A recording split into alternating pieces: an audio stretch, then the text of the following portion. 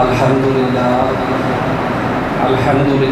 رب العالمین والصلاة والسلام علی سید المرسلین اما بعد فاعوذ باللہ من الشیطان الرجیم بسم اللہ الرحمن الرحیم ان اللہ وملائکتہ یصلون علی النبی یا ایہا الذین آمنوا صلوا علیہ وسلموا تسلیما۔ سب بعد آواز بلند روشی پڑھیں۔ الصلاۃ والسلام علیک یا سیدی یا رسول اللہ وعلی آلک واصحابک یا سیدی یا حبیب اللہ۔ نبی پاک صلی اللہ علیہ وآلہ وسلم کا باعث رحمت ہونا، اور اس کی ایک نشانی یہ تھی کہ آپ غصہ نہیں فرماتے تھے۔ نبی پاک صلی اللہ علیہ وآلہ وسلم نے ارشاد فرمایا، جسے یہ پسند ہو کہ جس کے لیے جنت میں محل بنایا جائے اور اس کے درجات بلند کیے جائیں، اسے چاہیے جو اس پر ظلم کرے یہ اسے معاف کرے، جو اسے محروم کرے یہ عطا کرے، جو اسے قطع تعلق کرے یہ نادا جوڑے۔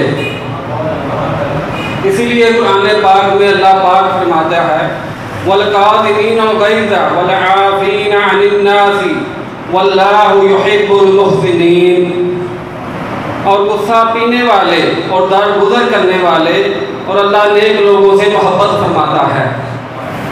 اس آیت کریمہ سے یہ ثابت ہوا محبتیں بڑھانا ہمارا کام ہے اور اجر دینا اللہ جل کا کام ہے۔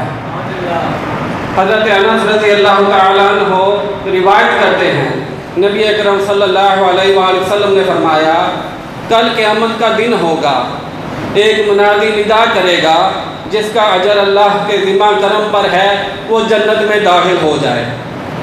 پھر تھوڑی دیر بعد پھر یہی اعلان ہوگا کہ جس کا اجر اللہ کے ذمہ کرم پر ہے وہ جنت میں داخل ہو جائے۔ پھر تیسری مرتبہ یہی اعلان کیا جائے گا، پوچھا جائے گا کہ اللہ کے ذمہ کرم پر کس کا اجر ہے؟ بتایا جائے گا جو دنیا کے اندر ایک دوسرے کو معاف کرتے تھے ان کا اجر اللہ کے ذمہ کرم پر ہے۔ تو ہزاروں آدمی کھڑے ہوں گے اور بلا حساب جنت میں داخل ہو جائیں گے۔ اس لیے آمد مصطفیٰ صلی اللہ علیہ وآلہ وسلم کا ایک مقصد یہ بھی ہے، اگر کوئی غلطی کر جائے اس کو معاف کر دینا چاہیے۔ الحمدللہ اصلاح امت فاؤنڈیشن اسی مقصد کو لے کر دین کا پیغام پہنچانے کی کوشش کر رہی ہے۔